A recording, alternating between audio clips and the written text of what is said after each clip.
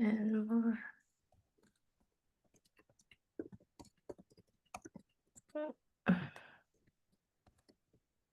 But I don't see the start streaming though.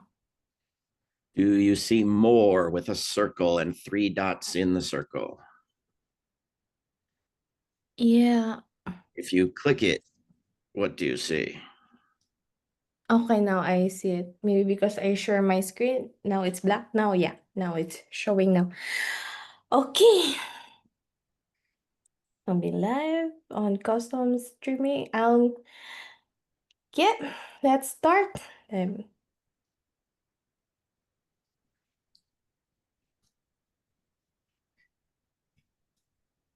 says it is being sent somewhere, so hopefully that's right. I will go. There are 4 people in the waiting room, and we have not let them in yet, but I will just send them a message that we're starting in a minute. And I think we're live now. So I think for those who are watching us online, welcome to the 24-hour Peace Wave. And we're glad to have you here in our annual Peace Wave that we do. So we're gonna start in a minute, and thank you for joining us for today. And before we start, for those who are joining us in Zoom, that will be coming in that time minute, just would like to remind, if you want to have your captions on, please click the CC Show Captions button on the bottom bar. And if you don't see that, just click more and then you will see the captions. And just select your speaking language, then save. Yeah. So again, welcome to the Hawaii and Eastern Pacific region of the Peace Wave. And today we're glad we prepared a lot of things for you today. And we're gonna start off the Peace Wave now. So let me just share you some of the Peace March in Onipas that happened in Hawaii. And later on, we will also joined by Anright, who prepares everything for this Peace Wave as well. So let me just set up the video to share it with you.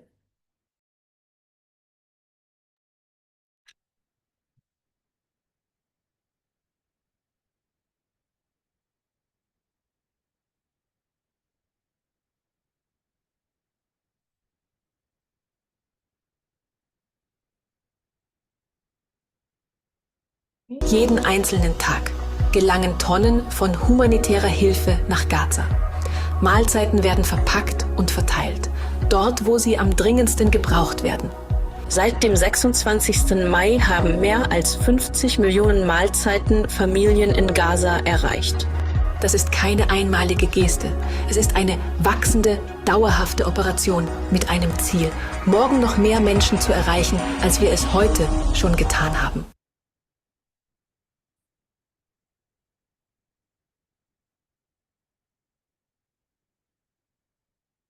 Yeah, so thank you for watching that video. That video is a short video, an overview of a march that happens in Honolulu that marks the 132 years since the illegal Hawaiian Kingdom overthrew. And to give us more like an overview on what's happening to Hawaii and the situation of the militarization in Hawaii, Indo-Pacific, I'm gonna show you this special video that's prepared by Anne Wright and by Kyle Kajihiro to give us the context on what's happening to the Y and West Pacific. So let me just share with you this special discussion.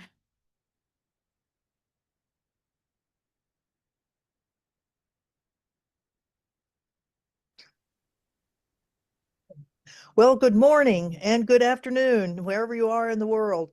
We're bringing you the 24-hour peace wave in the first segment, and it's coming to you from the sovereign nation of Hawaii.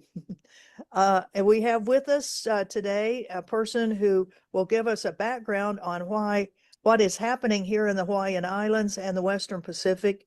Dr. Kyle Kajuhiro, who is a professor at the University of Hawaii and who has been one of the very key people on tracking the militarization of the Hawaiian Islands, first through his work with the American Friends Service Committee and now with Hawaii Peace and Justice and the University of Hawaii. So Kyle, welcome. We're glad you're with us today on the 24-hour Peace Wave. Aloha, and thank you for having me. And hi to all the folks around the world. Thank you. Well, would you start us off and tell us the state of militarization in the Hawaiian Islands and the Western Pacific and how the Indo-Pacific Command, the U.S. Military Command, affects all this? And I'll put up a screen that'll show the map of the Indo-Pacific. But please go ahead, Kyle. Okay, sure. So I guess just for some setting the context, I think it's important to remember that Hawaii was the sovereign kingdom of Hawaii, as its government was overthrown with the backing of U.S. troops in 1893, and eventually occupied through a very questionable legal process that claimed to annex Hawaii, but without a treaty of annexation, and primarily in order to support U.S. Imperial expansion in the Pacific. And that's always been the key interest of the United States in Hawaii, was to have this outpost, a hub. And so you could say that the first Pacific pivot happened back in 1893 when the U.S. Enacted what was actually the first regime change of a sovereign country in order to secure the Pacific as an American lake. And as a result of that, Hawaii has become the center of the U.S. Indo-Pacific Command, and its area of responsibility, as you can see in this map, goes from North America all the way to the Central Indian Ocean. It goes from Alaska all the way down to and includes the continent of Antarctica in its area of responsibility. So this is encompassing the majority of the surface of the planet, and most of the world's population falls within the U.S. Indo-PACOM area of responsibility. And that little flag over there in the middle of the Pacific is where the headquarters is. That's actually a facility called Camp Smith over in central Oahu, overlooking Pearl Harbor, or what the original name was, Keavalao o Pu'uloa, the many bays of Pu'uloa. And so this is how Hawaii plays this role of being both a casualty of American empire building and militarism, and now has become a kind of a platform for preparing for war, for doing the command and communications and coordination of wars, and then the exporting of these wars to other peoples and other lands in the region and around the world. And so what's happening, with regard to the state of militarization, given the ratcheting up of tensions with China, and it kind of goes in cycles, but it seems to be in a period of increasing tension, especially with Trump's trade war and kind of belligerent rhetoric. Secretary of Defense has set hostile stance towards China, and his fixation on quote unquote lethality. Hawaii is one of the places military spending has been increasing, whereas in other parts of the defense budget there's been cuts. So yeah, we're concerned about that. On the ground in Hawaii, what that looks like is there's there's new sort of uh, Army types of training that they're considering it multi-domain training. So I think they're trying to encroach into some of the areas that maybe the Marines and Navy have dominated, including sort of amphibious or ship to land types of maneuver. And so the Army wants more land to be able to do those trainings and to coordinate with other partners around the region. You have the Pacific Missile Range on Kauai is a site where they can test various types of technologies and new weapon systems. It was primarily used for testing missile defense systems, where targets would be launched from the Pacific Missile Range, and then ships would try to shoot it down over the ocean. But it's also used for tracking and doing other kinds of tests with missiles that come from Vandenberg over the Pacific to Kwajalein in the Marshall Islands. And so we have various sites in the islands that are linked to that missile defense system for tracking, telemetry, and those sort of things. And these are all sites that are potentially affected by the ending of leases, and I'll talk about that in a second. Proposal to increase the bombing frequency of the small islet off of Niihau, so at the far western end of the main Hawaiian islands. There's Kauai, Niihau, and then this little island called Kaula. And Kaula is it's uninhabited if you don't count the birds, but it's one of the places where there's thousands of seabirds. It's a preserved for seabirds, but the Navy has controlled access to the island and has used it as a target range for inert bombs, they call it. So and other kinds of gunnery practice. And so they're proposing to increase the frequency of training there tenfold. And are doing an environmental assessment, which is a very low grade of environmental review, and trying to just pass it off as a pass, right, as something that's allowable. And so there's been some resistance to that. And let's see, what are the new things that are happening? We'll get to the leases and the Red Hill stuff later, right? So I'll just leave that off. If you want to But- start it now, fine. However you want Well, to organize it. let me just talk about some of the other things in the region, though, because I think that that's also linked to what's happening here. So our brothers and sisters in Guam, and the Northern Marianas Islands, of course, they are closer to these conflict zones, and so they have been fighting against this increasing militarization over in Guam, in the northern part of the island. The Marine Corps base, Camp Blas, has been built, I guess, and it's now open, is what I understand. And the cost of doing that, moving that Marine, unit to Guam, meant that the whole rainforest there was decimated, including the last living specimen of an endangered plant that was only found in that forest. Everything else was cut down. That tree was left exposed, and then cultural sites have been disturbed. Burials have been removed, and so Chamorro activists there have been protesting. There's another. It would also mean this federalization of lands that were formerly taken by the military, by the federal government, returned to Fish and Wildlife, and then now remilitarized under this new expansion plan. And so areas that have cultural sites that are areas for fishing have become off limits again. And there's a open burn, open detonation site that's being used and is proposed for expansion over in the northern part of the island. That's been a source of controversy and protests.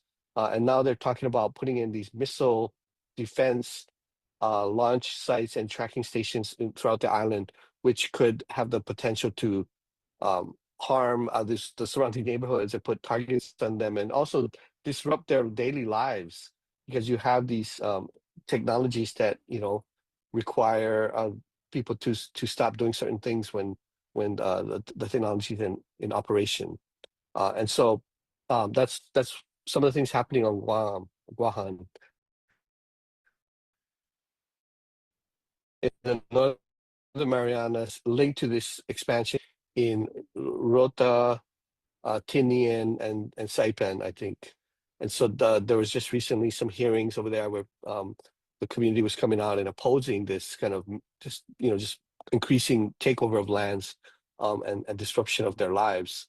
Over in Palau, there's also a huge militarization that's happening, and Palau had been sort of left off that map for a while, even though their sovereignty was breached back in the 80s and 90s when the Compact of Free Association was being negotiated, and Palauans voted for not to be anti-nuclear, but that was not acceptable to the United States, and so they forced them to vote. I forget how many times, but basically, they said, no, wrong answer. You can't be anti-nuclear. You can't determine your own policies because the United States has to have military supremacy over your region. And so there were assassinations, but they had to allow the US to bring their nukes in without announcing, of course, right? Because we don't ask nor tell nuclear status. And so, but it was pretty quiet in Palau until recently with this new push to put in radars and airfields and things like that. So there's about 3 sites in Palau that are being affected, and local folks did not even know. The local communities did not know these things were coming in. They just started seeing workers show up and forests being raised.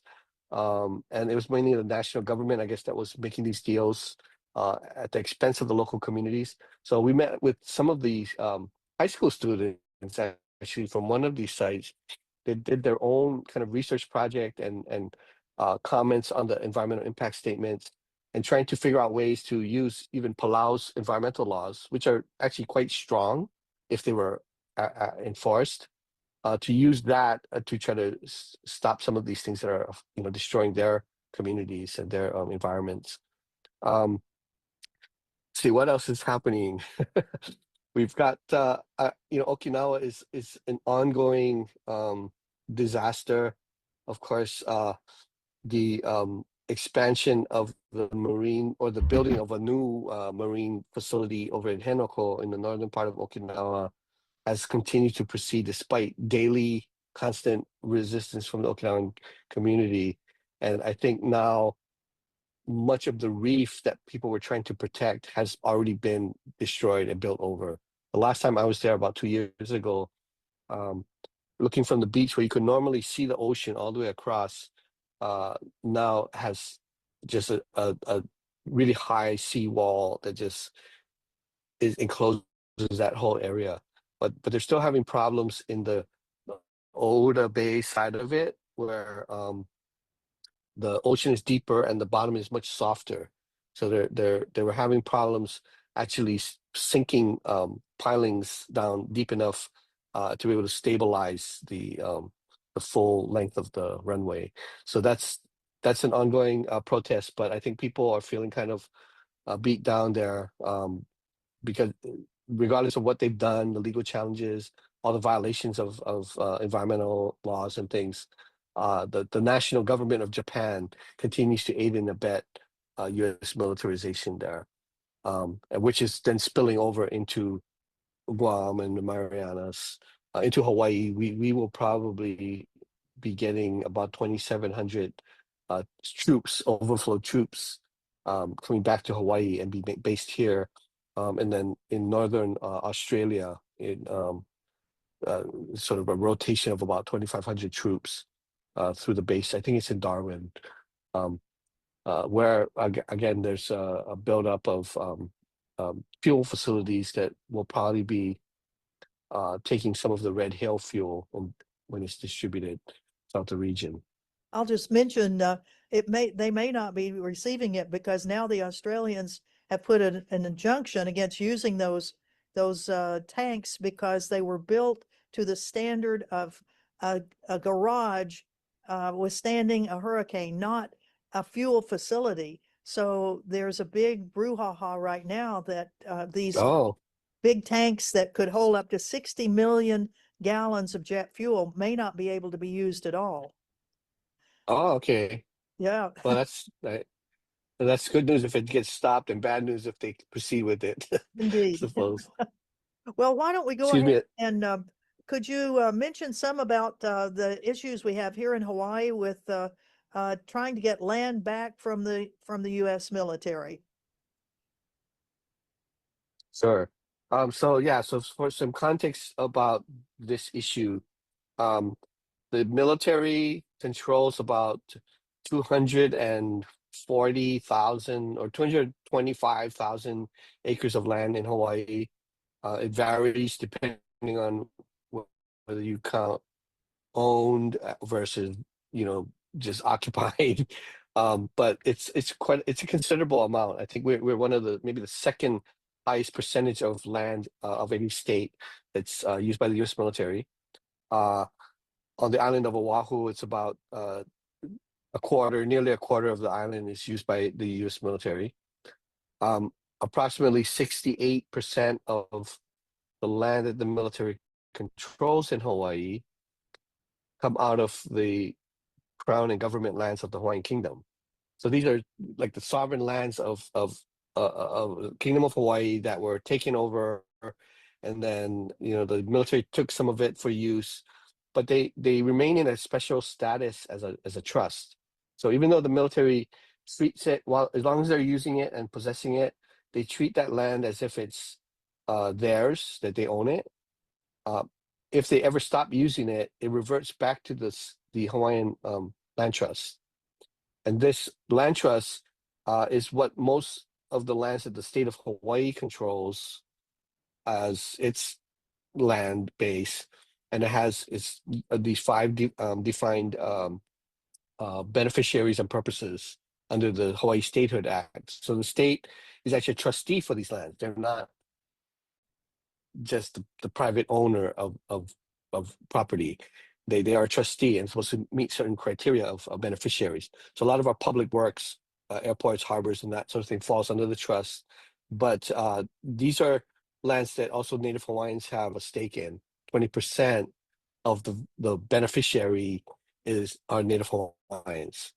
And so when we're talking about the military's land and its footprint in Hawaii, it's not just a thing of the past that they took this land. It's an ongoing dispossession that enables the military to have its presence and to do all the things it does.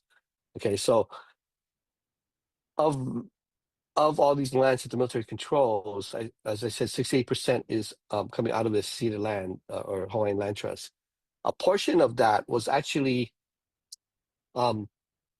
became a contentious issue at the time of statehood in 1959, where the state of Hawaii was saying, okay, these lands had to be returned. The military didn't want to relinquish it. And so they struck a deal where the military would have a long-term lease, 65 years for $1. And it's not $1 for 65 per year, it's $1 for 65 years. Unbelievable. And it covers about 40,000 acres on different islands and under different branches. So the biggest by far is the Army. They have about 20 something 30,000 acres of this leased lands on Hawaii Island at the Pohakuloa training area. So it's attached to, adjacent to a larger area that's some of this land of the Hawaiian Trust that the military uses through an executive order of the president. And they treat it as if it's theirs, and they're bombing it and doing all sorts of things. So we don't even know the full extent of the harm that's done in the impact area. But adjacent to it is a strip of land near the highway where most of the base facilities are. That land is technically under the trusteeship of the state of Hawaii, leased to the U.S. Army for $1 for 65 years. And the Army really wants to hold on to that so that their training area at Pohakuloa is intact and complete. There are 3 sites that the Army has on Oahu Makua Valley, the lower portion of Makua Valley, where it's attached to about 4,000 acres in the back of the valley under executive order, some slivers of land that they condemned from private owners, and so they claim that in fee, and then about 800 acres along the coast and the lower portion of the valley, which is under this same type of $1 for 65-year leases. And then there's a parcel in Wahiawa, which goes in central Oahu, that goes up from near Wahiawa town up into the ridge of the Ko'olau Mountains.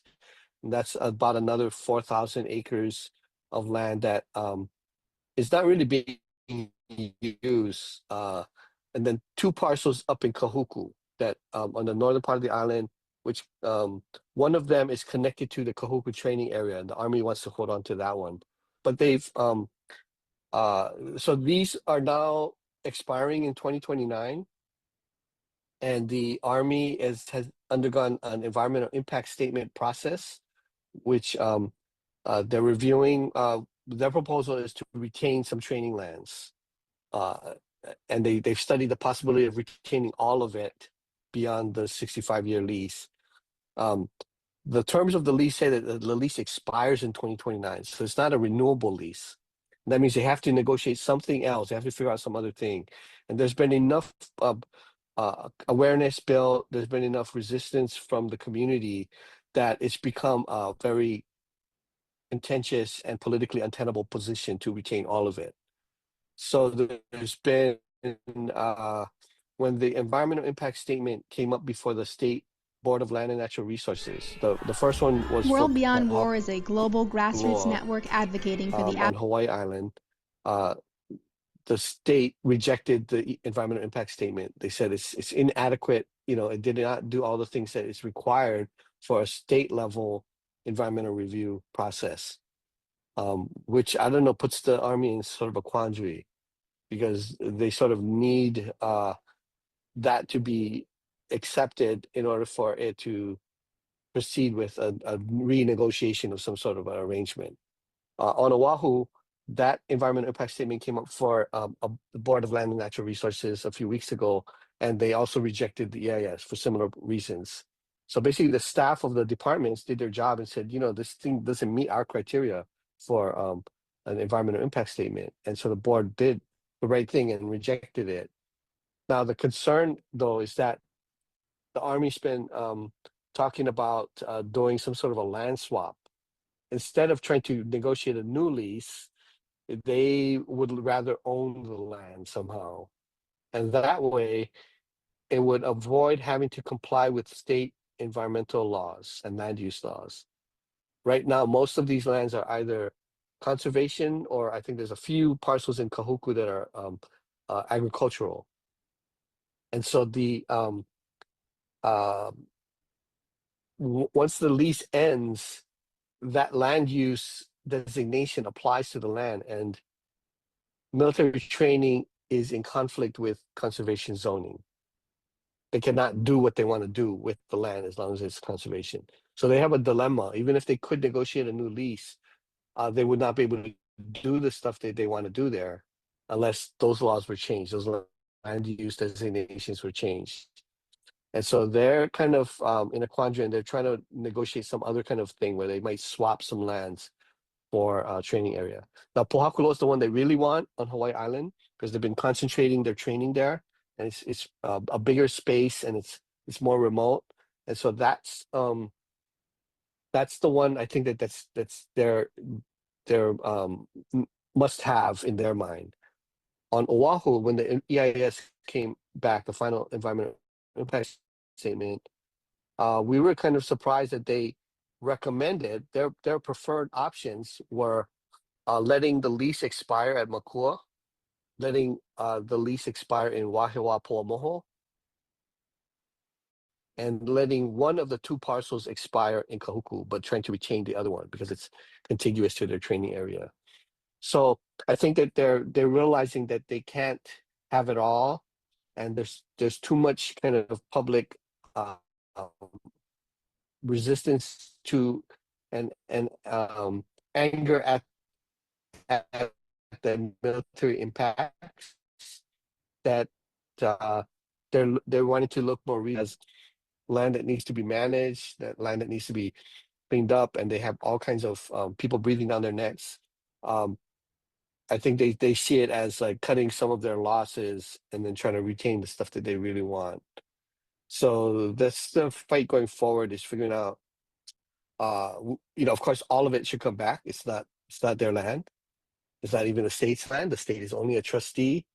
And so this is an ongoing fight. And I've been really happy with the turnout. It wasn't clear how many people were following the issue, but hundreds of people came out to these hearings over and over again and testified very passionately. And so that's, I think it's an indicator that the conditions of these leases were just outrageous, and people realize that now and are saying enough of it. Two is that people are also realizing the full extent of military impacts beyond just the environmental harm and the cultural sites, but also the spillover into our communities, such as violence against women, which is a kind of an ongoing problem at sites with military bases, but also the social impacts, things like how these military housing allowances create an unfair playing field in the housing market and help to make Hawaii less affordable, allow military families to outcompete local residents who don't have housing allowance subsidies. So it's skewing the economics of being able to live in Hawaii. And I think finally people are starting to talk about some of these things. But the other factor that I think was important in this present moment is the fact that in 2021, the Red Hill fuel tanks had a catastrophic leak. About 20,000 gallons of jet fuel spilled out and got into the Navy's water system and poisoned the water for about 93,000 users of the Navy's water system. Luckily, it did not get into the municipal Board of Water Supply system, which would have affected far more people. But 93,000 people got affected. About 6,000 went to the hospital with various kinds of ailments, ongoing lawsuits, and tort claims against the military. A $1.2 billion lawsuit by the Board of Water Supply against the Navy because they've soiled the water source for Oahu, basically, and created all these other costs for the Board of Water Supply to have to explore new wells and figure out ways to mitigate the harm to the aquifer. So that has been an ongoing problem, but we were successful. I think the mobilization that happened in between 2021 and 2022 was strong enough that, and the situation was so dire that Secretary of Defense Austin decided in March 2022 to close the tanks permanently. And so it's been a several year process now of fixing all the problems with it so they could remove the fuel. And now they're sort of cleaning up the mess and figuring out how to decommission portions of the pipelines and what have you. But the concern is that there's still this term of beneficial reuse in circulating. They have not, the Navy has not committed to completely, closing this thing down. They're looking at like, well, we got these big facilities, maybe we can use it for something else. So I think that's a concern that many of us have, is that there's actually no reuse. These mountains should not have been excavated. They are actually, I think they present a risk of collapse at some point. And so they should be filled with something that's inert, gravel or sand, in a way that does not allow it, that prevents it from collapsing and causing more harm, but also prevents its reuse, the temptation for other kinds of use. Indeed, and as you mentioned, for people that may not know, each one of these 20 tanks is 20 stories tall, and they were dug out in one of the mountains here on Oahu. So the inside of one huge mountain, part of the range there, is hollowed out. And while it has steel tanks, the steel tanks are the things that leaked, so they aren't so strong. Well, Kyle, we're right at the end of our time here, and we want to thank you so much for your overview of what's happened here in Hawaii and the Western Pacific. Thank you for all of your dedication of years with the American Friends Service Committee, with Hawaii Peace and Justice, and now as your educational time with the University of Hawaii. So thank you very, very much. Thank you.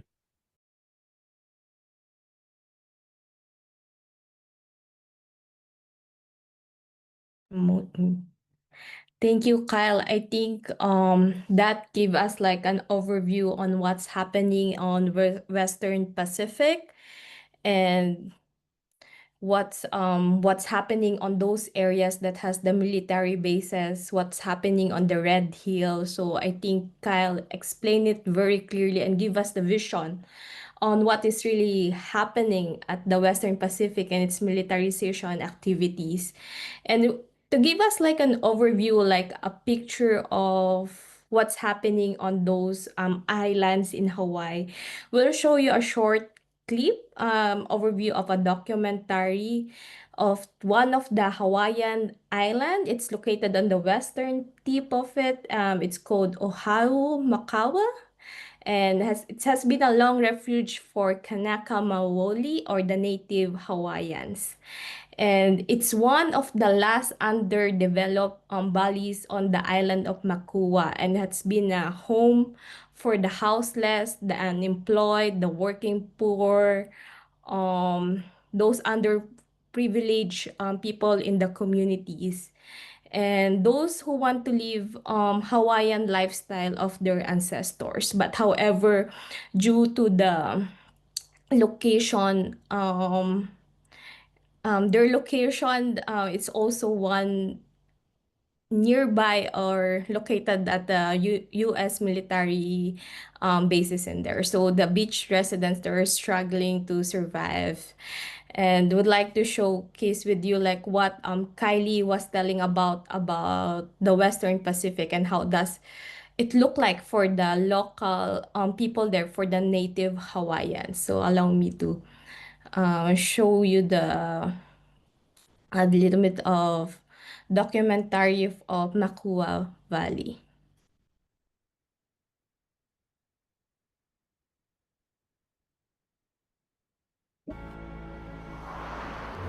I'm witnessing my own bird, and there's nothing I can do about it. She's just gone, just like that. Ah. Oh.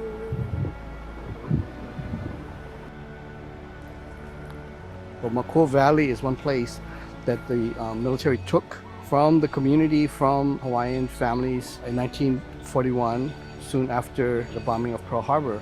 And not only did that displace that community from their livelihood, from the places that had cultural meaning to them, because of the military activities, the native forest has burned maybe over 200 times over the years, and they've littered that valley with unexploded ordnance, everything from 1,000-pound bombs to cluster bombs that have rendered parts of that valley inaccessible because of the risk.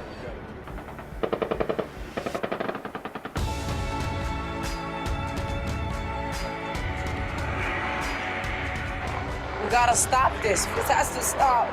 We can't go for generations and generations with the same thing occurring. We gotta help her. We gotta stop the bombing. We gotta stop the fires. We gotta stop it all. With Malamu Makua, we were able to get access agreement through court. There was a lawsuit that we actually we won. We asked if we could have 2 accesses a month plus makahiki and overnight, opening and closing. And it was very contentious at the beginning, but we started doing community access. So you get a chance to experience and imagine what it was like 1,000 years ago. What sounds would you hear? What would you smell? What activity would be here? What were the people doing?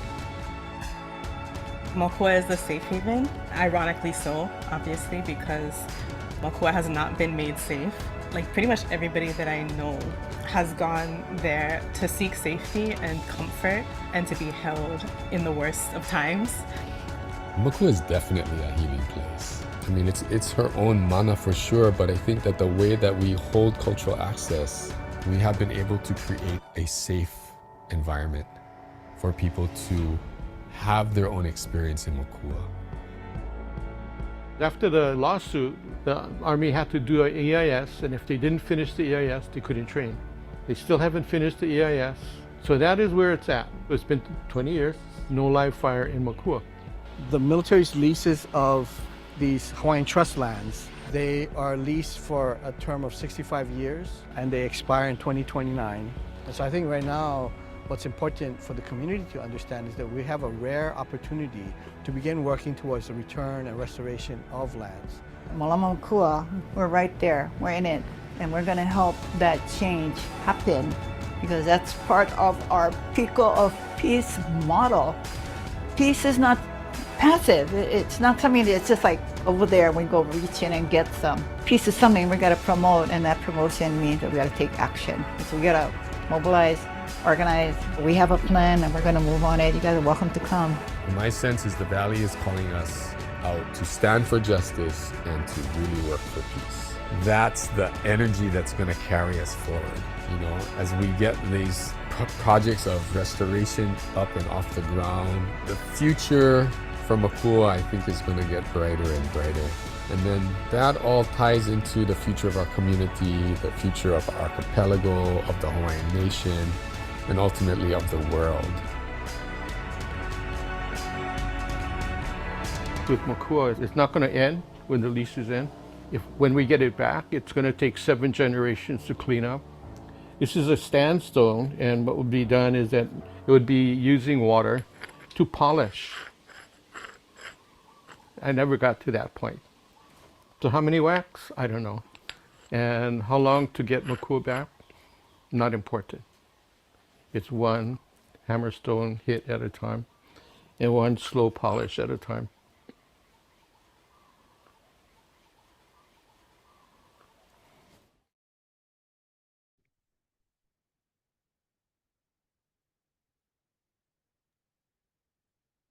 I hope you had a glimpse on what's happening in Makua. And here now joining with us, Anne Wright, who prepares everything for Western Pacific. Thank you for being with us here, and for preparing this amazing segment for Western Pacific. So far we just have the march and the talk with Kelly and the Makua, and I think you will have your presentation. Yes, well, thank you so much, Michelle, for holding down the fort while I looked a little disheveled because I was actually at the grocery store. I got the wrong day. I thought tomorrow was the day we were having it. So thank you all very much for going ahead and running the video with Kyle Kajihiro this morning. He and I had a long conversation that you saw, where he really outlined so well all of the issues that we are facing here in Hawaii. And while this is called the Peace Wave, the very first video that you saw, which was of the Peace March in honor of the sovereign nation of Hawaii that was taken over by the United States, annexed by the United States, that's where we start, that this was an independent nation. It was a peaceful nation, and the United States took it over, annexed it through violence, through a coup that was done by U.S. businessmen here. And since then, the Hawaiian Islands have been a scene of militarization. And as Kyle so strongly represented in his comments this morning, and then this trailer of a wonderful documentary that is being made about the citizen activism in Makua Valley, that it's 20 years now that there's been no live fire going on in Makua Valley because the citizens brought lawsuits against the military. And as you saw in the video, the numbers of times that there have been wildfires through the valley that were started 20 years ago by U.S. military firing. Well, what I'd like to do is to follow up just a little bit from what Kyle mentioned in his talk with some more specifics, and I'm going to try to show, no, that's not the one. Let's see, let me bring up the I'm looking for my PowerPoint. Just one second, and we'll have that. And hopefully, there we go. I think, can you see the PowerPoint? On the Um, not yet. Would you Okay. like me to share it from my end? Okay, if you can. It's, I'm sure it's easier for you than it is for me. I can go back though and see if I can get this to go. Let me just see. Okay. You would like to try and to share Well, your. Okay, let me try it one more time and Okay, then, let me just share, stop sharing from my end. all right. Thank you so much. Well, we thank you all who are putting all of this together for us, all of the things that it will. Let's see. Now I think we've got it. Okay. Now, can you see that? The Indo-Pacific Command. Yeah. I think Yes. Cora says that she can see it. Great. Okay. Well, we saw that particular slide with Kyle as he was explaining the breadth of the U.S. military expansion over the Pacific. And I just wanted to mention that we do have YouTubes about this land back campaigns in Hawaii that he spoke about, where we're trying to get land back of the 65,000 acres for 65 years for $1. And that one, I'm putting it up there so that you all can, at your leisure, look at that one. But then I just wanted to say again that, as Kyle mentioned, the Board of Land and Natural Resources rejected the Army's final EIS on the attempt of the military to maintain control of these lands that they had leased for $1. And as you can see, the citizen activism that we have there of people, and this was, I believe, at the state capitol itself, where people were making their banners to hold up there to make sure that our legislators and the various elements of the state government knew how outraged we as the citizens were about the thought. Nobody really realized that all of these acres had been leased for 65 years for $1. $1.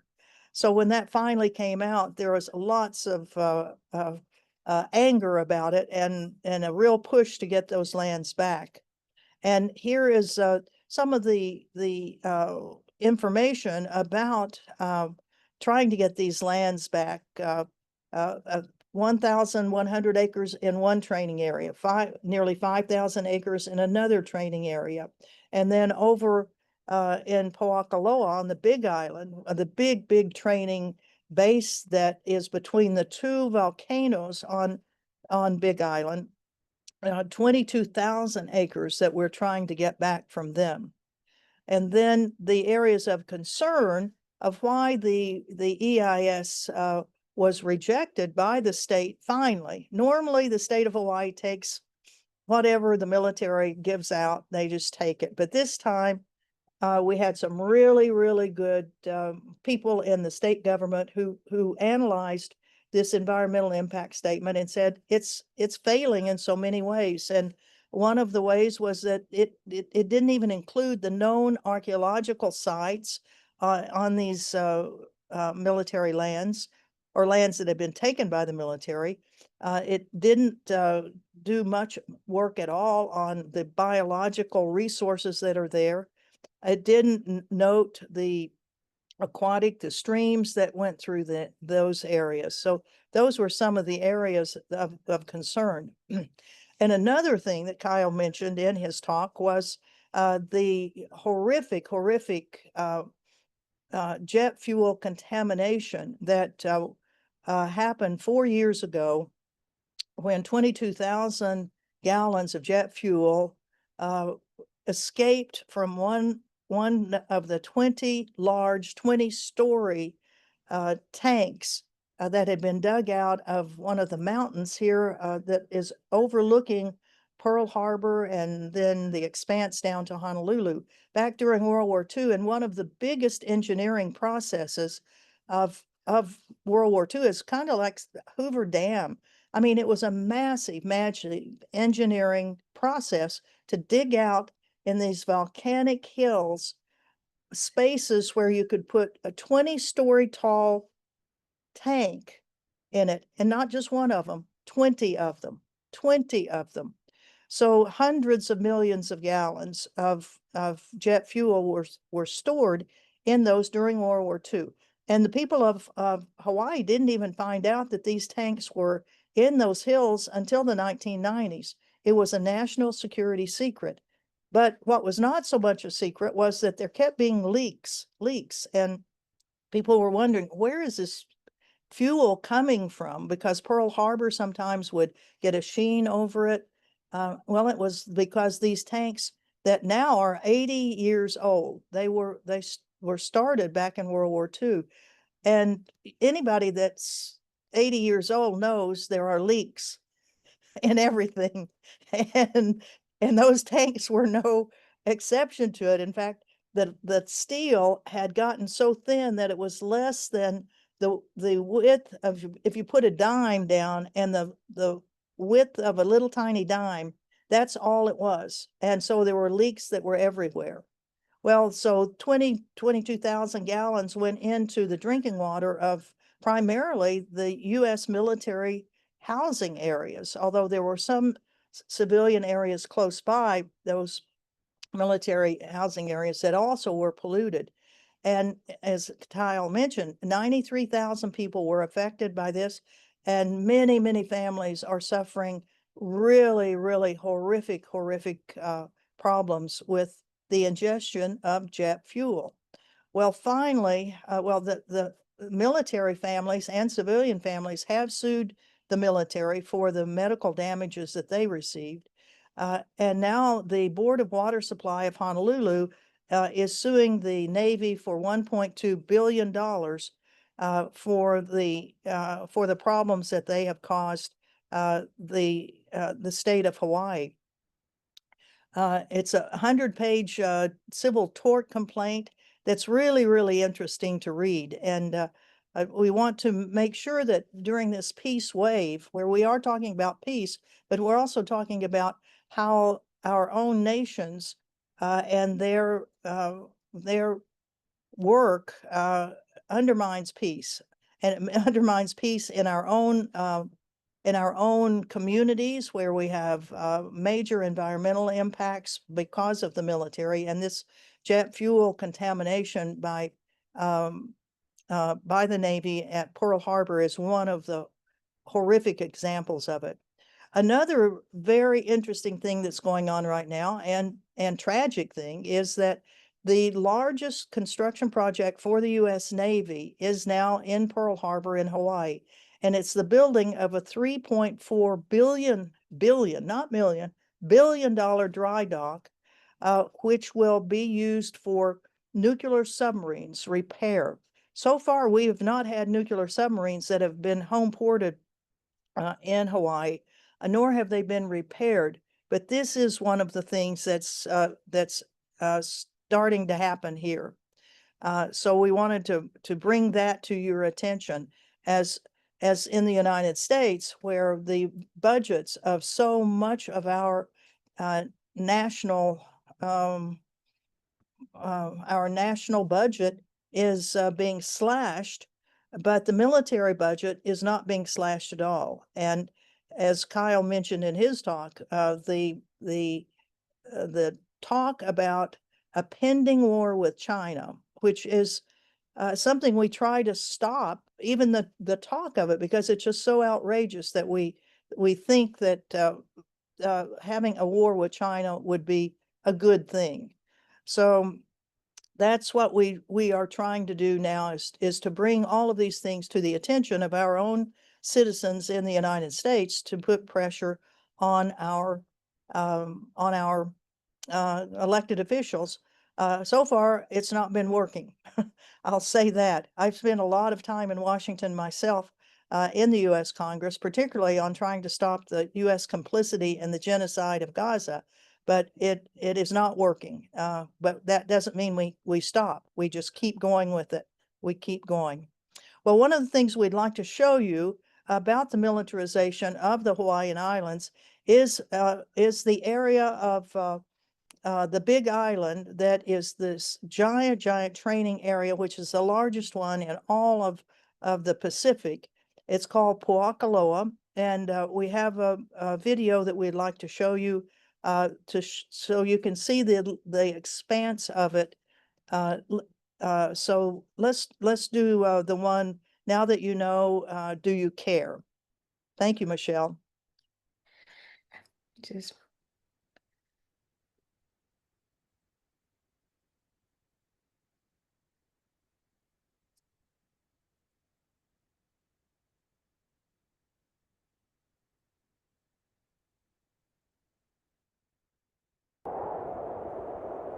Since the beginning, Hawaiians have existed as part of the living universe. For generations, families lived in harmony with nature. This harmony is being destroyed on what some would consider the most sacred place on the island. Pohakuloa lies in the center of Hawaii, embraced on one side by Mauna Loa, on the other by Mauna Kea. This particular ahu sits as a marker on this pu'u. We're in this pu'u called pu'u kole. We're right in the energetic piko in the center of the island. There's an energetic lines around north, south, east, west, and it's encircled. And they used to walk these lines just to maintain the energy of these particular lines on the island. But this living heart of Hawaii Island is under attack. In World War II, the Marines were the first to use Pohakuloa as a training area for live fire exercises until the mid-1950s when the Army took over. Pohakuloa is vast, 133,000 acres, most of which is ceded land. Hawaiian Kingdom government land and private crown lands of Queen Liliuokalani taken at the time of the overthrow. Presidents and Hawaii state governors handed these lands over to the Army for their training area. Additional large tracts of ceded land under the control of the State Department of Land and Natural Resources is leased to the Army at the cost of $1 for a 65-year period. Although the Army's lease for nearly 23,000 acres is set to expire in 2029, they are currently negotiating with the state to extend the lease to 2078. The installation itself is run by the U.S. Army Garrison in Pohakuloa. It's really a minimal staff, but they cycle a lot of troops through there. They've used all kind of weapons up there. Even B-2 bombers from Guam fly here and bomb at Pohakuloa. It's every branch of the military, Army, Navy, Air Force, and Marines that attack Pohakuloa. Biannually, RIMPAC training exercises converge on Pohakuloa with 22 countries participating in active war games. At first glance, it seems an ideal location, uninhabited, with plenty of maneuvering space, and tucked away enough to be out of sight and out of mind. But not for everyone. People who have been there and families who have ancestral ties to Pohakuloa say it's not a barren place of lava rock and cinder cones. Umi was one of my ancestors. Umi built heiau in the area of the mountain. He built Ahua Umi, and he built another heiau at Pu'uke'eke. There are other sites in the area that's really beautiful and things that and areas that should be preserved. There are many tunnels throughout Pohakuloa, and there are many of our artifacts. It's our iwi. And I was amazed at some of the trails and things was out there. There's like some gulches that go down, and they built stone bridges across the place. This is really pre-contact type sites. In addition, there's also a number of sacred mountains surrounding Pohakuloa, as it occupies a large portion of the Saddle region, and there's also smaller but significant pu'u in the area too. There has never been a full archaeological survey of these sites, and that, they say, is unacceptable. I've talked to cultural monitors that have driven through Pohakaloa and could see artifacts sticking out of the caves. You know, that kind of desecration, you know, is sacrilegious. There's no way to place a price on cultural sites. It's a priceless resource that cannot ever be replaced. Desecration of sacred sites is not the only problem. There is deep and growing concern about the possible health risks to the troops training at Pohakaloa and those who live in surrounding areas. The controversy involves a radioactive heavy metal called depleted uranium, or DU. DU is what's left over after uranium is used to make fuel for nuclear reactors and weapons. Today, it's used to make armor plating, missiles, bombs, landmines, bullets, and shells. The military discovered that when you take these metal slugs, just straight depleted uranium, fire them at high speed, and they pierce, say, a tank, on impact they will explode at 3,000 degrees, and they themselves are very explosive. Now, when you do that, what happens to the uranium? Half of it settles back down on the ground, and half goes into the air. So all of a sudden you got this aerosolized uranium. I live about 20 or so miles away from Pohakaloa. I can still feel the ground shake and hear the thunder of the artillery. So every time I hear that, I cringe, thinking of the depleted uranium dust coming up into the air and coming down into the people in Kona. In and of itself, depleted stuff is not that dangerous, but alpha particles, emitters within your body, are the most deadly form of radiation of all. It is stopped by your skin, but in your body, it will mutate your DNA more so than any other kind of radiation. If it doesn't go into your gene and goes into the stomach or the brain, well, that's your problem. You might get cancer, you might get problems. But if it goes into your genes, you kind of bought the farm. In 2007, after years of denying it, the Army admitted it had been using DU in some of the weapons deployed at Pohakaloa. And in fact, the DU was still present in the live firing ranges. As far as the depleted uranium goes, it's been there from the 1960s. They're not really sure where it's located, how much is really there. I suspect there's a lot of radiation up there, a lot more radiation than the Army wants to admit to. The Army did its own studies, and in a 2008 report outlined in a U.S. Army website, came to the conclusion that, quote, there is no imminent or immediate threat to human health from the DU present on Hawaii's ranges. A lot of the people, except the UK and the US, which have a conflict of interest here, consider depleted uranium weapon of mass destruction, unintended target, legacy for on and on. The Army, for instance, has been somewhat reluctant to tell the truth. For many, many years, upon being asked, the story was there is no DU at Pohakaloa, as there is no DU at Schofield. Lo and behold, it's announced, yes, we have had DU, we have done these things, but it's minimal. And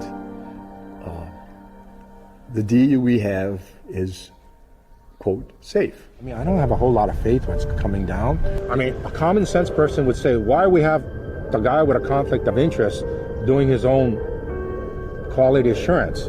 We have the county council's resolution in 2008 saying that there should be an unbiased report, an unbiased study, an independent study relating to Pohakaloa and the depleted uranium, and nothing has been done about this study. The most immediate fear is that with the continued shelling, the DU will burn or explode, sending aerosolized particles into the air. How does this affect the families living downwind of the range, and even the troops training at Pohakaloa? Yeah, there is a fear of getting contaminated from this stuff, but I cannot leave. But a key point that the county council called for 4.5 years ago here on this island by a vote of 8-1 was stopping all live fire at Pohakaloa until there's a complete assessment of the uranium contamination and cleanup they called for. For those who say this should not be our fight, there's a parallel battle that is still unsettling. Kaho'olawe. For years, it was known as the Target Isle, bombed and desecrated in the name of national defense. In the beginning, only a handful had the courage and the outrage to speak up in the face of overwhelming opposition, even from the Hawaiian community. Not our kuleana, many said. Don't interfere with the military's ability to do its job. Almost everyone thought it was an unwinnable fight. But they stood up for what they knew in their hearts was right, was truthful. That these sacred places of our islands are being destroyed. And you cannot just sit around or just stay in silence. You have to speak up. Kaho'olawe, we finally stopped the bombing on. But Pohakaloa, there are people living on this island, and they don't seem to have any regard at all for the health and safety of the people of this island. Kaho'olawe was being bombed since World War II, and it took those people, was it 1977, I believe it was the first occupation. That's when it became front and center for discussion. Same with Pohakaloa. We've been trying all these other things, so I think maybe it has to come down to the nonviolent direct action. The Navy would say in the press conference that Kaho'olawe is a strategic military bombing site, bombing practice area. It's significant to the national defense of the United States, and we need it. But as we've seen, they didn't really need it. Eventually, the island was returned. But stopping the bombing was just the beginning. We are still trying to undo the devastation caused by years of abuse to the land. Even today, after the federal government has poured millions of dollars into efforts to clear the ordinance, only a tiny portion of the island is safe. Once that bombing stopped in Kaho'olawe, Pohakaloa really is the central training area here. At 133,000 acres, Kaho'olawe was 28,000 acres. But this is nearly 5 times the size of Kaho'olawe. It's up to us to ask the questions for all who live in Hawaii. What are we doing to our land, our air, and our groundwater? If no one answers, there could be consequences for generations to come. If we don't push for action, who is held accountable for the health of our families, our children, and for the troops who put themselves in harm's way? If we are silent, who speaks for our culture and the preservation of our beliefs? Remember the lessons of Kaho'olawe. If not for the voices of a brave few, where would we be today? The worst thing we can do is nothing. The biggest obstacles to an acceptable outcome are apathy and inaction. You can say you don't know, but this is what they're supposed to do, make you know. And if you know, do you care now that you know? And if you don't care, how come? What happened to your cultural dignity? You're supposed to be mad.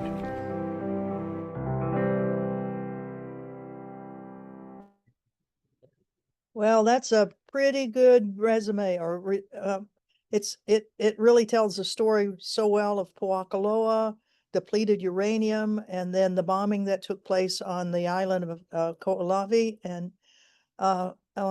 and where we're trying to get the bombing stopped on Pohakaloa. We have bombers that come all the way from Whiteman Air Base in Missouri, that fly all the way across to Hawaii, drop their bombs, and then go back to Missouri. It's used by other national militaries also.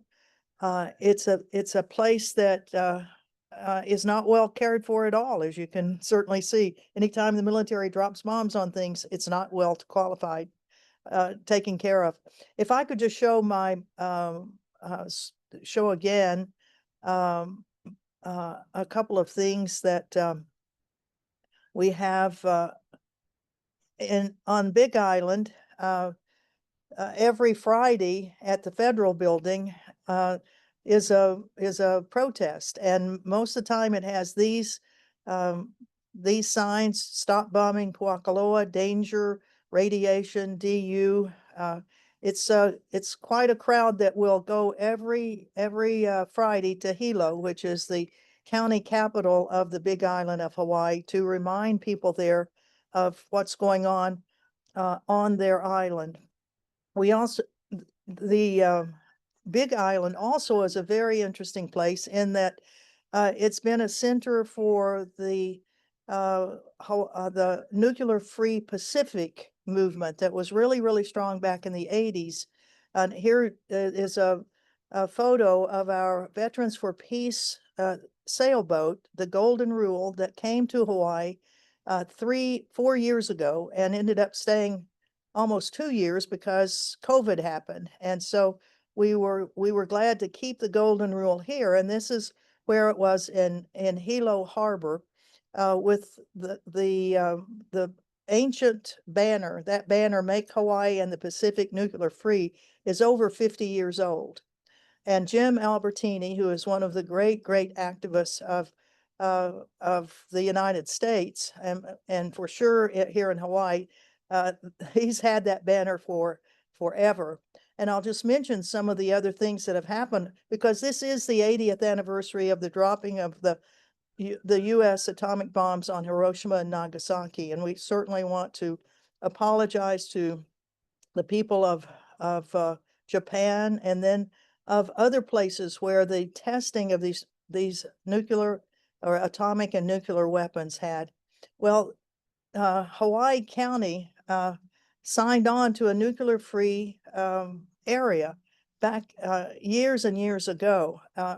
But I think it was in 1984 that they actually signed, and then the military said they needed an emergency military exemption to the law, and they got it. Well, Jim Albertini and a couple of other guys who, were back in, I guess, in their 40s at the time, when they heard that a nuclear-powered Navy ship was coming into Hilo Harbor, they jumped in front of it to try to stop it from coming in. Well, they ended up in prison. He was in a federal prison for 3 years for jumping in front of that ship. But that has not deterred them, of course. Now they, in December of 2024, they got the nuclear-free law restored for the county of Big Island. And they, of course, have their signs for Friday afternoon: no nukes there at all. So Hawaii, the Big Island of Hawaii, has been a really, really good place for highlighting all of these issues that we're talking about. And speaking of the nuclear issues, out in this part of the Pacific, the Marshall Islands ended up being the place where the United States tested so many of its nuclear weapons. And Marshall Islanders are still showing the effect of these the radioactivity that came from blowing up and actually destroying several different islands, and getting the radiation that spread all over that area. We're going to show you a film that's really quite interesting, because it shows how the Marshall Islanders have had to leave their homeland from the nuclear issues and from global warming and climate change and increasing sea levels. So we have a lot of Marshall Islanders who come here to Hawaii for employment and for education. And there's also the largest group of Marshall Islanders who have left the islands have ended up in a place very close to where I grew up in Northwest Arkansas, at a place called Springdale, Arkansas. And there are so many Marshall Islanders there that they have their own Marshall Island government consulate in Arkansas.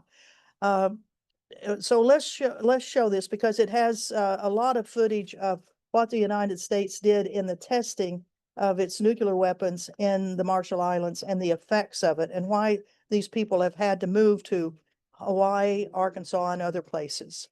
Thank you.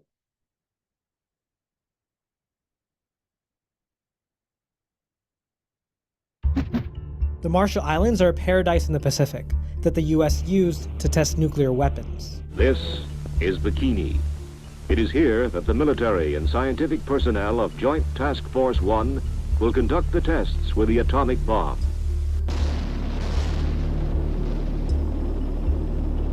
Between 1946 and 1958, the U.S. detonated 67 nuclear weapons in the Marshall Islands, which was equivalent to 7,200 Hiroshima bombs. The U.S. basically tricked the Marshallese living on Bikini Atoll to leave behind the little land that they had so that it could be used for nuclear testing. The atomic tests conducted by the U.S. caused forced migration, and they have health issues like cancers or thyroid. Since the tests in the 40s and 50s, many Marshall Islanders have moved to the U.S., specifically to Arkansas.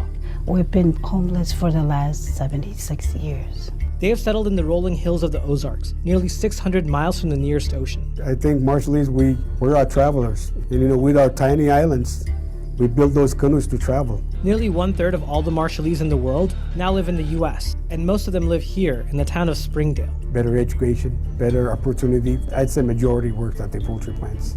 And now the climate crisis is accelerating this migration. You're talking about an entire country that could perhaps disappear by the middle of this century. So how do a people so far from their homeland stay connected to their roots? We went to Springdale, Arkansas to find out how Marshall Islanders came to settle here.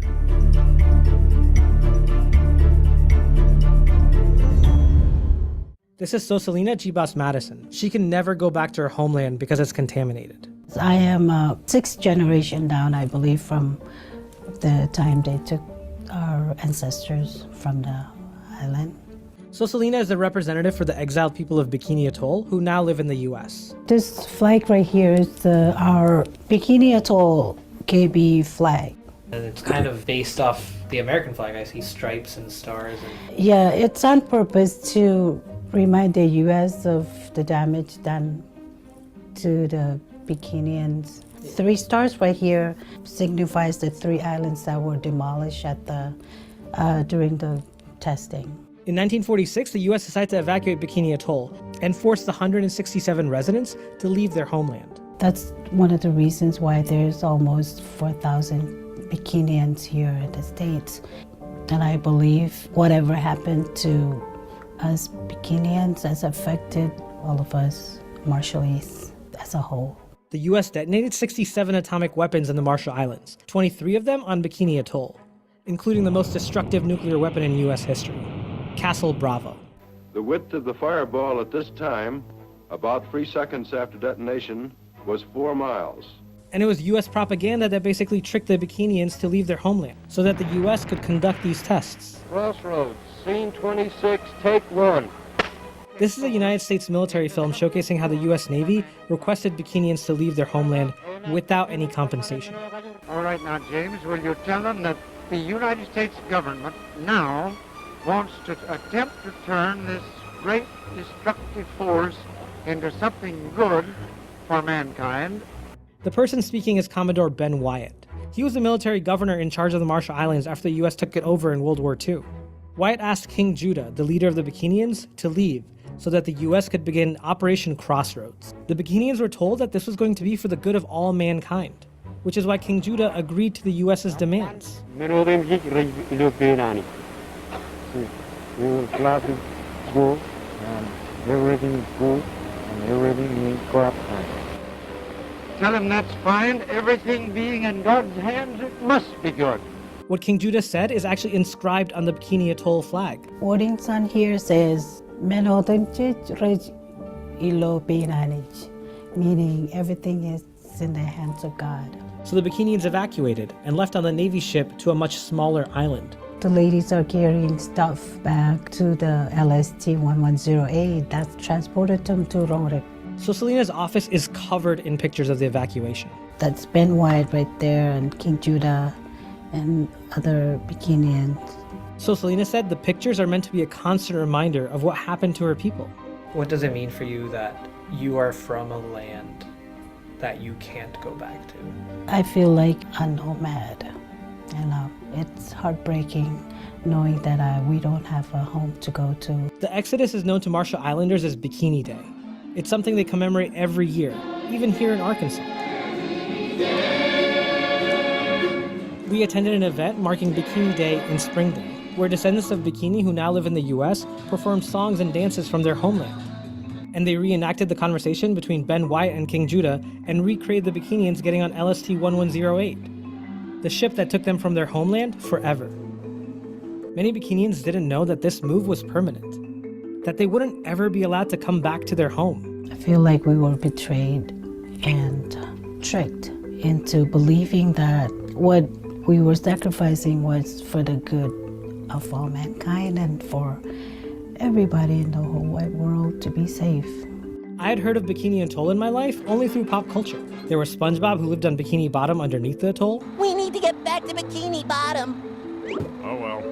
And then there's Godzilla, who the US government apparently tried to kill with a nuclear weapon. SpongeBob and Godzilla, it's used as a joke to many people, but really it's something more serious and devastated, sad. The next day in Springdale, we met up with Benedict Madison. Benedict is a project specialist for youth, climate, and nuclear issues at the Marshallese Educational Initiative. So the Marshall Islands are on average 6 feet above sea level, and we are actually one of 4 low-lying island nations in the world. Meaning that all the land is at or nearly at sea level. You're talking about an entire country that could perhaps disappear by the middle of this century.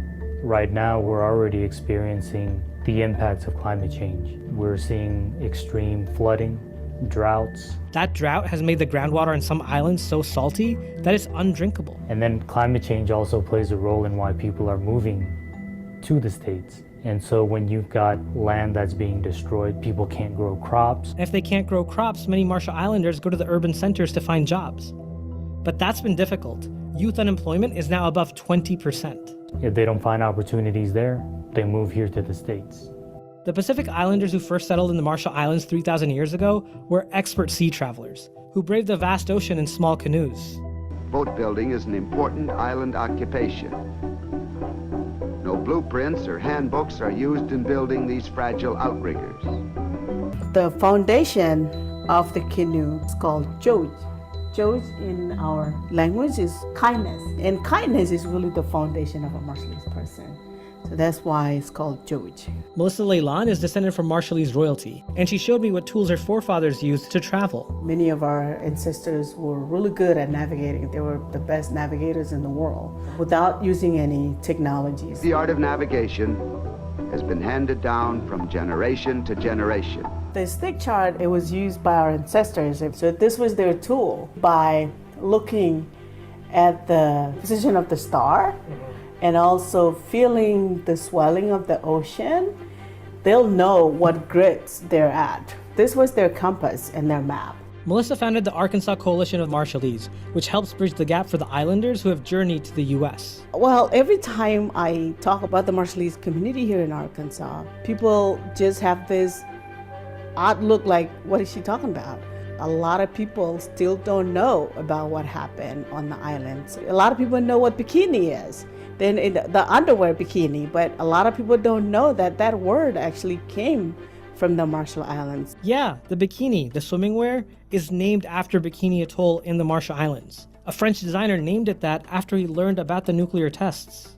And so Melissa says it's not only important to teach Americans about this history, but the next generation of Marshallese as well. Especially for folks like ourselves who are starting to learn these issues and learn what took place back on our lands and continue that story, continue the legacy, and continue telling our younger generation, because if we don't tell, it's going to dissipate. Melissa is the first and only certified court translator for Marshallese in Arkansas, and probably all of the U.S., and she realizes that her role here is important. I was taking juveniles to the court side and saw the need for Marshallese interpreters. Majority of our Marshallese folks who are moving to Arkansas, they're not proficient in English. But Arkansas isn't Melissa's permanent home. I will have to go back eventually to assume the role of a royal person, yeah. But I feel the calling that this is where I'm needed the most. And we're talking about nuclear displacement, We're talking about climate changes coming up. What we're doing here is we're creating homes for those who need to move out of those islands. But how did the Marshallese community end up in Arkansas to begin with? Well, that has something to do with the Compact of Free Association. The Compact of Free Association is a treaty between Marshall Islands government and the U.S. government. That's Eldon Alec. He's a consul general of the Republic of Marshall Islands government. So one thing to clarify is that while the Marshall Islands was a U.S. territory when the nuclear tests were being conducted, it's now an independent nation. The Marshall Islands and the U.S. signed a treaty that's usually renewed every 20 years. It started in 1983, and it's a treaty that allows Marshallese to come to the States indefinitely, to come and work, but at the same time, the U.S. has control over our land and our air. In fact, the U.S. still has an army base in the Marshall Islands and Kwajalein, which used to be a testing center for ballistic missiles. The next compact is being discussed right now between the U.S. and Marshallese governments. But many Marshallese want more accountability for the nuclear testing, especially when it comes to radiation and cancers. I am hoping that the U.S. provide enough funds for all the medical issues that we are facing. But what brought Marshallese people to Springdale specifically? That all began with one man, named John Moody. The story was he came and he worked at the poultry plant here. He actually went to Oklahoma for college. John Moody didn't want to be interviewed for this film, but his story is one that all Marshallese know pretty well. He moved up here to Northwest Arkansas, where he started working at the poultry plant. And he found out that, you don't really need to speak a lot of English. You don't need to have a lot of skills. He told his family and friends back home. We Marshallese would like to follow one another. So everybody just kind of followed each other and came here. The Marshallese community in Arkansas has grown from that one person to more than 15,000 today. Since the 80s up until now, we now have that many Marshallese, with majority of them living here in Springdale. And a lot of them work in the poultry industry. In fact, nearly 1/3 of all the poultry plant workers at Tyson Foods in Springdale are Marshallese. And this grocery store with the pool hall in the back is where they come to hang out after their shifts. The Marshallese community in Northwest Arkansas has gotten so big that they even have their own community clinic and radio station.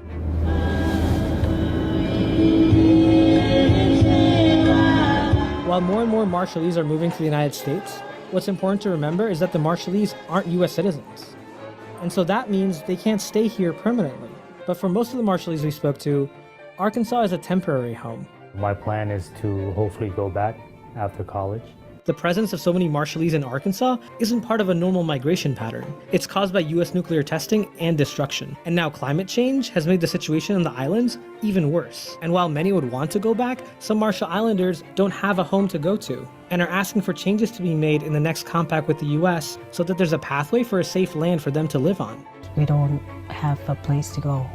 So I'd like to see the U.S. government give us permanent land that we can live.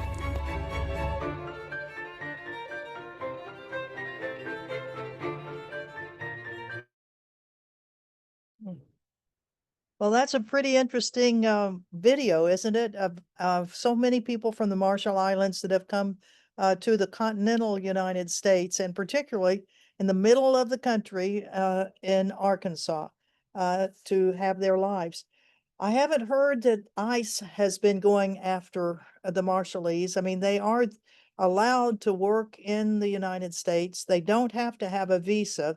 They just have to prove that they come from the Marshall Islands. But I would anticipate that they probably are feeling very, very wary right now of what is going on with other groups that have migrated to the U.S. We would like to show you one other very short video because the other place where Marshall Islanders have come is here in Hawaii. And one of the reasons is it's close. I mean, it's only like 4 hours by flying away, almost halfway across the United States in comparison. It's a long way, but Hawaii has been a stopover point. And because initially the United States government, through the Department of Energy, provided medical treatment and medical surveys for people who had been irradiated through those atomic and nuclear tests. So let me see if I can show this particular short video of Marshallese here in Hawaii. Josie Howard, who is the head of the Micronesian community group here in Hawaii. I had hoped that she'd be able to be with us, but unable to today. But she sends her greetings. So let me see if I can play this. Let's see, share. And let's see if this will work. Just a moment.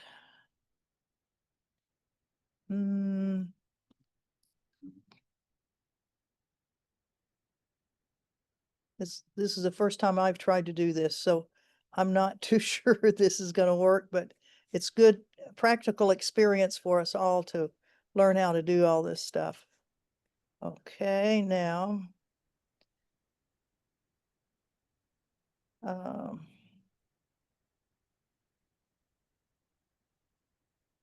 I don't know quite what's happening. Can you see something on the screen?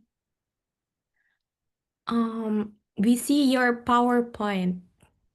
Okay, I think we're going to have to skip this because I can't quite figure out how to get this. Do you see anything there now? No, I think you have to share that screen instead. So I think just stop sharing at the moment and then share the screen where the video is playing. Thank you. Okay, I'll stop sharing that one and then share, then also click the sound just to okay. Yeah. And then just share that screen.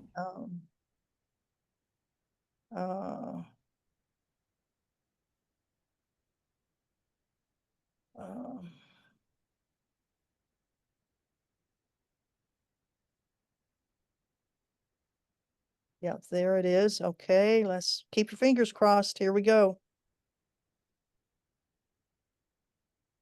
Perfect. Yep. Yay. Can you hear it okay? When Europeans first arrived in Micronesia, they found people who had already been moving in and around these islands for hundreds, even thousands of years. They had spread through 1 million miles of ocean with different cultures, speaking many languages and living in complex societies. Welcome. Actually, I'm going to move this forward to, yeah, right here. Okay. The event showed visitors how time and navigation skills had helped Micronesians influence each other's cultural practices and social patterns. One thing all Micronesian island culture societies have in common is that they needed to be well adapted to survive the natural environment. Because of their size, location, and relative isolation, anyone who settled in the islands of Micronesia had to be tough. Micronesian people are well adapted to survive on limited land resources and hot temperatures, unreliable rainfall, and the occasional super typhoon. They need to survive, to cooperate, and to share resources resulted in close, extended families and the strong village ties. Although their languages and local customs may differ, they all share the strong sense of community.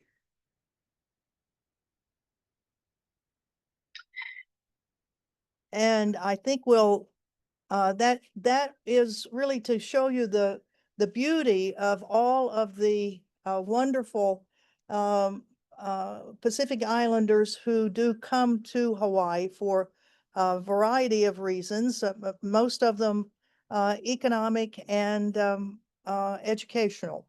But it makes Hawaii a very, very vibrant place with so many cultures and so many wonderful festivals. In fact, earlier this year was, or actually last year, in August of last year, was the Festival of the Pacific, which was bringing all of the Pacific Islanders representatives here to Honolulu for 10 days. And in the convention center, they built villages for each one of the nations that were represented. And it was really, really quite a wonderful, wonderful thing. One of the islands that was represented is a U.S. territory, and that territory is Guam. And as Kyle mentioned in his presentation earlier, the island of Guam has been suffering through a huge, huge increase in the militarization of that island. And we have Dr. Lisa Natividad, who is with the University of Guam, has made presentations all over the place about the militarization, and we are using one of her presentations to give you a view of what's going on out on the island of Guam, the territory of Guam, or Guahan, as it should be pronounced. Michelle, if I could ask you to show that video. Yes. Okay, wonderful. Okay, so half a day from the island of Guahan. I'm presenting on behalf of the University of Guam and an NGO called Ihagan Famalawan Guahan, which is an indigenous Chamorro women's organization here on our island. And so I like to begin with discussing where we are. And so as you can see on this regional map in the Pacific, we are, let's start my video here. We are in the North Pacific Islands, and we're above, if you draw a straight line from Australia, PNG, and continue up, you'll see Guahan right here. We are the southernmost island of the Mariana Island chain. And so to the north of us, we have Saipan and other islands as well.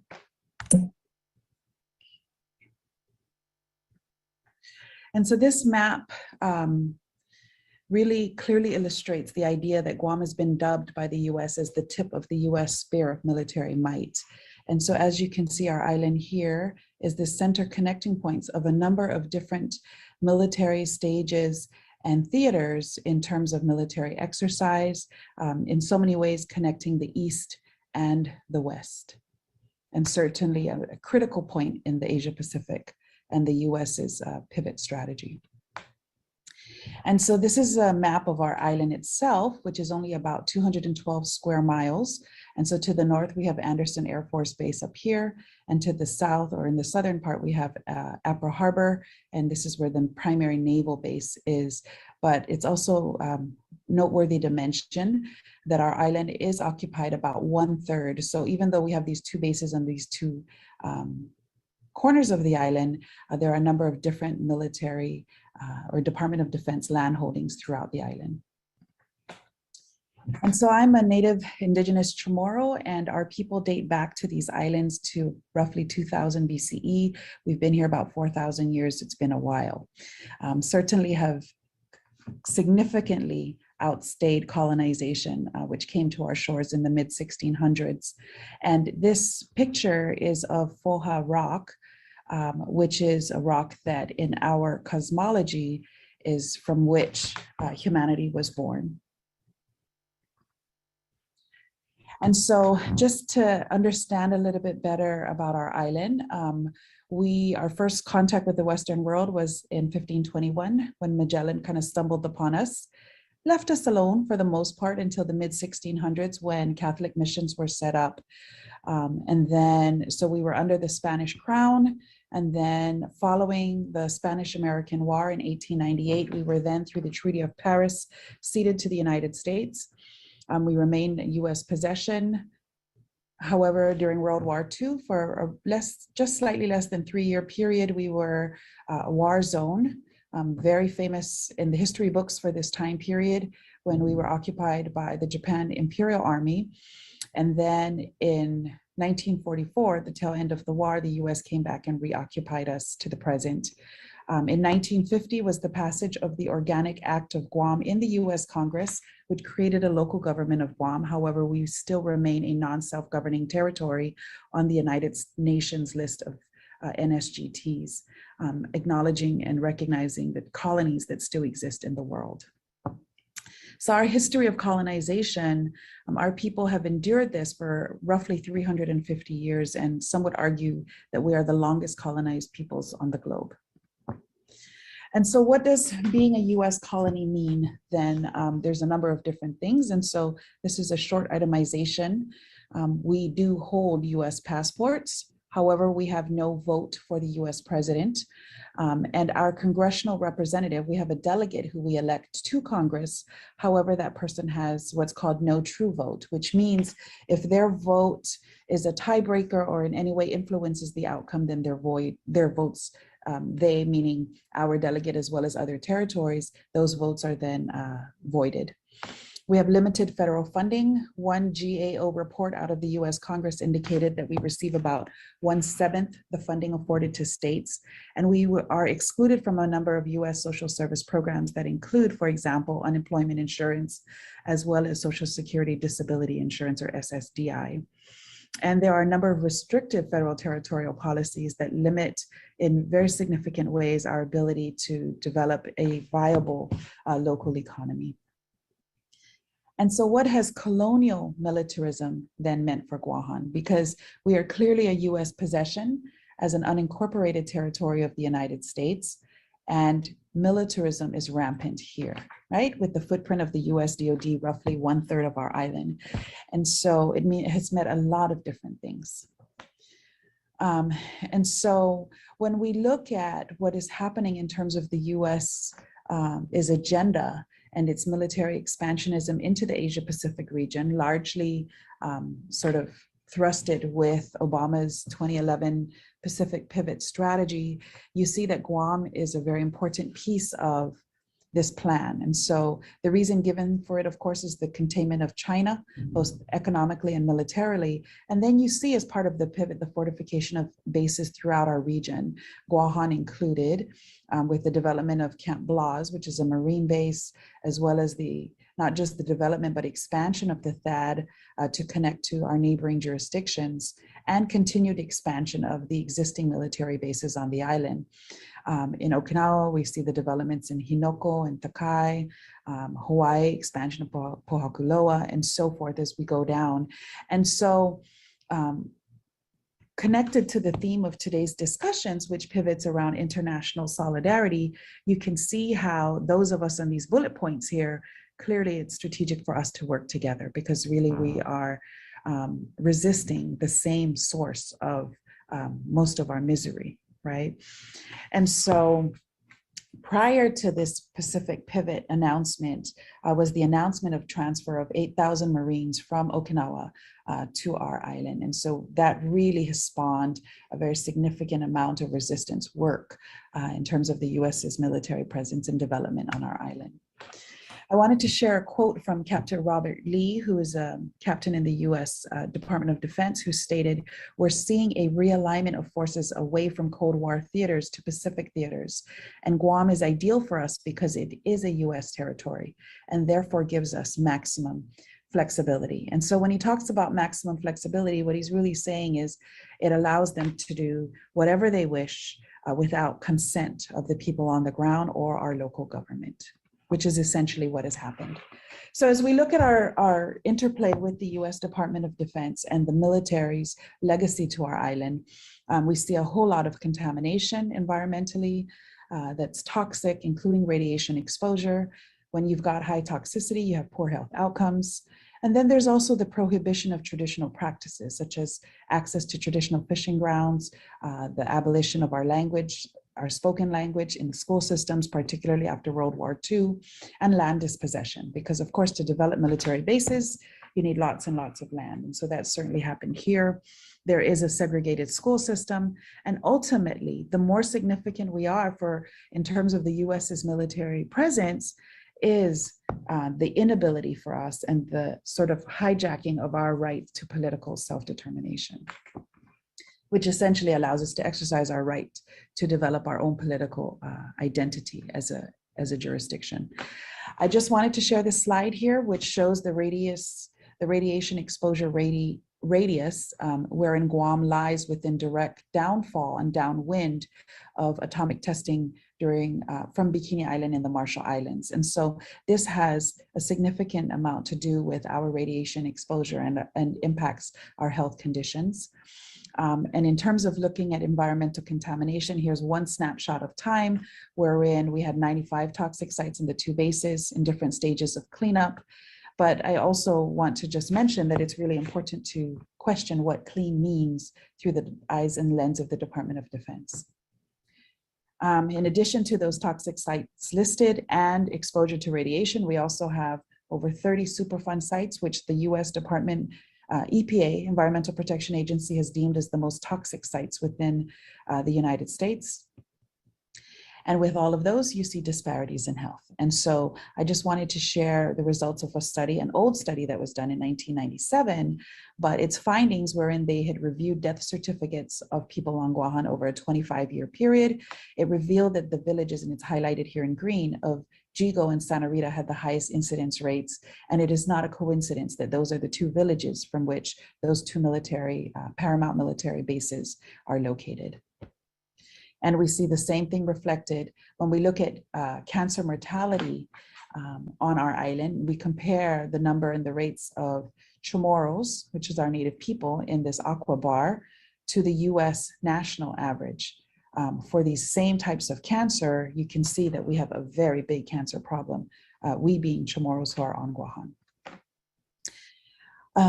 Washington Post, journalist Blaine Hardin said it very eloquently when he talked about his visit to Guahan, saying that, quote, people here grow up with war ringing in their ears as described by their grandparents. And so that just is a little snapshot and glean into how, as a territory, militarism is everywhere. And this is also indicated in this chart here, where it shows that Guam and our neighboring islands, the rate of lives lost to US wars is much higher than the US average, as well as to any of the US states, because of high enlistment rates in the US Department of Defense forces.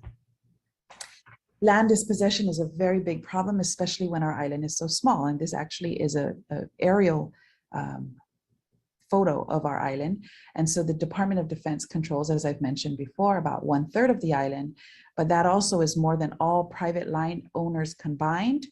And its recent expansion has extended into the ocean and the airspace.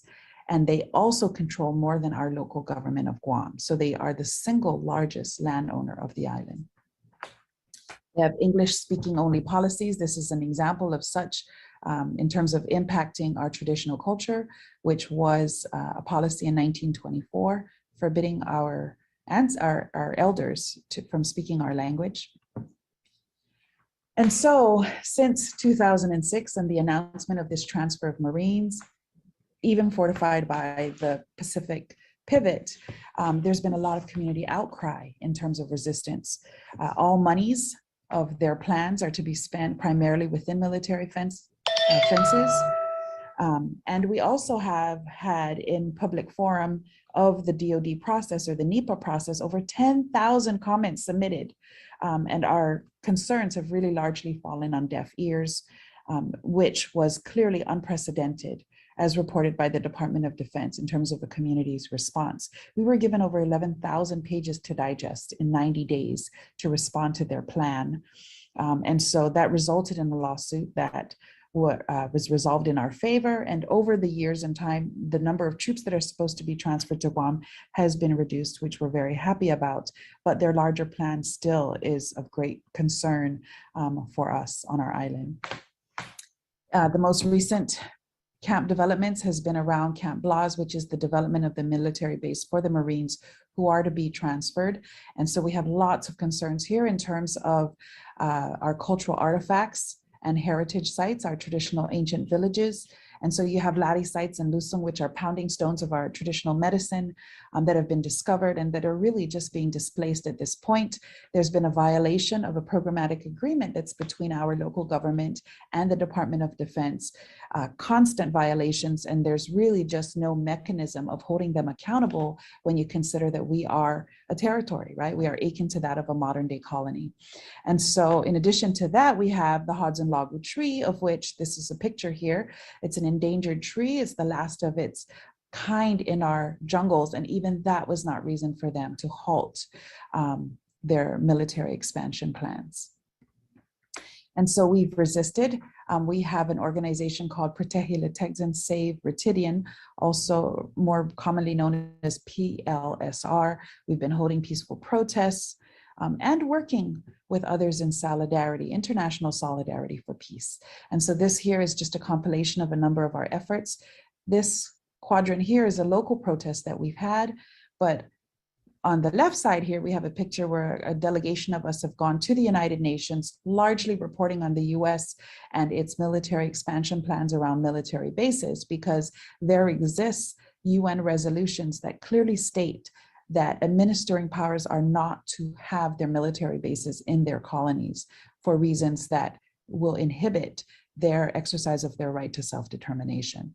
And so you can see here other flyers that we've been working on with folks across the globe, and most recently, our solidarity actions in solidarity with the work on, with regards to Red Hill in Hawaii, with Miss Monica Flores here participating in a recent webinar. And so I just wanted to say thank you very much for the opportunity to share our story and close with this photo of one of our activists here, Mr. Melvin Wampat Borja, carrying our Guam flag together with Aloha Aina, some folks from Hawaii, and Ms. Kazui Akabayashi from Japan here working. This was a Well, thank you to Dr. Lisa Natividad of the University of Guahan for always her excellent presentations of the history of colonization of Guahan and the militarization of Guahan. We would like to show a short video which puts Guam's location and the rhetoric about a war with China in perspective. And that plus we'll have a song from one of the Chamorros of Guahan and his peace song, and that will kind of wrap up our 2-hour beginning of the 24-hour peace wave. It's getting ready to move across the globe. So please, Michelle, if you could show that next video. Thank you. To all my cousins and soldiers, I just wish they could be here, defending their culture while the U.S. military's waging war on our land. Sing the threats out there, while displacing our fam. They put lead in our water and fear in our minds. We won't be controlled, we not bind the lies. We feel peace within, from the inside out. Say peace within, from the inside out. Say peace within, inside out. Say peace within, inside out. They say they protect us, let me tell you what the lie is. The U.S. military is driving the climate crisis, releasing more emissions than whole nations around the globe have more than 800 bases, more than any country, making plenty money. Anytime there is a conflict, the 1% makes profit. The CIA plotted the poison Patrice Lumumba. What really happened to Uncle Onion? I've heard the rumors. Study the statistics, you know they don't make us safer. Around bases, women and children in major danger, and places where service members are rolling in the streets. Human trafficking and sexual assault rates increase. It's in military training that makes men abuse the power. Rape's the reason Marines got kicked out of Okinawa. They pollute our island and say they the best to guard it. From the presence in our island just makes us the larger target. While the U.S. military is waging war on our land. Sing the threats out there while displacing our fam. They put lead in our water, fear in our minds. We won't be controlled, we not bind the lies. We feel peace within, from the inside out. Feel peace within, from the inside out. I said peace within, from the inside out. Come on up. Peace within, from the inside out. Feel peace within, from the inside out. Feel peace within, from the inside out. Feel peace within, from the inside out. Feel peace within, from the inside out. Wow, that was some energy, wasn't it? Here's a question for you, Michelle. Do we have time for one more song, or do we need to sign out from this so you all can get ready for the next one? We could have the last song for to end the peace wave for part 1. Okay. The one about nuclear winter? All right. Getting it Okay. ready. I will mention this is a song and graphics that's done by a resident of Big Island. Her name is Linda Williams. She's a physics professor and a chanteuse. She's actually in Europe right now on a singing tour, but she sings songs that help people understand scientific stuff. And she has one on depleted uranium, and she has one on the nuclear winter. Should we not be able to stop our politicians from all of this nuclear weapons stuff? So this last one will be Linda Williams and Nuclear Winter.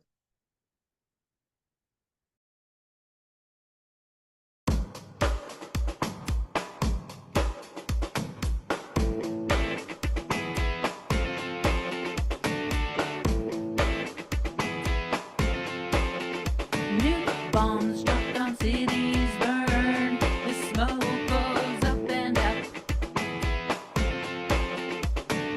into the stratosphere. Smoke spreads and envelops Earth, blocking sunlight. The surface cools, goes dark and dry, killing plants worldwide and killing off our food supply. Nuclear winter is a self-assured suicide.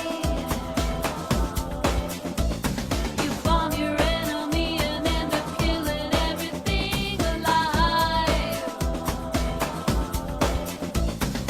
Scientists running climate model simulations.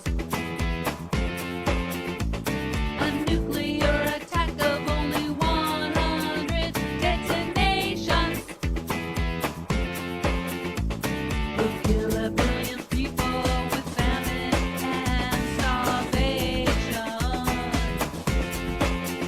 'Cause the climate is global, baby, there ain't nowhere to hide or run. Nuclear winter is a self-assured suicide. You bomb your enemy and end up killing everything alive. An asteroid hit Earth 66 million years ago. A megaton of ash went up when it went down in Mexico. A nuclear winter took hold and the plants were the first to go. A mass extinction followed that killed off the dinosaurs. Now we are the asteroid, we are the dinosaurs. We are the asteroid, we are the dinosaurs. Nuclear winter is a self-assured suicide. Nuclear winter is a self-assured suicide.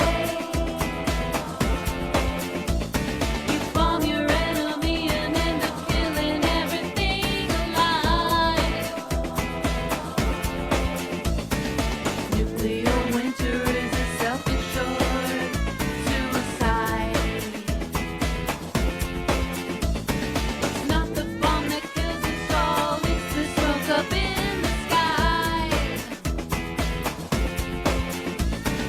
Nuclear winter is a self-assured suicide. Nuclear winter is a self-assured suicide.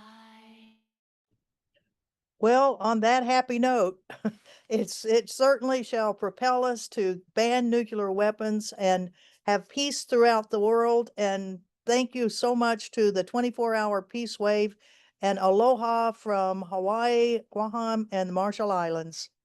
Good night. Thank you, Anne.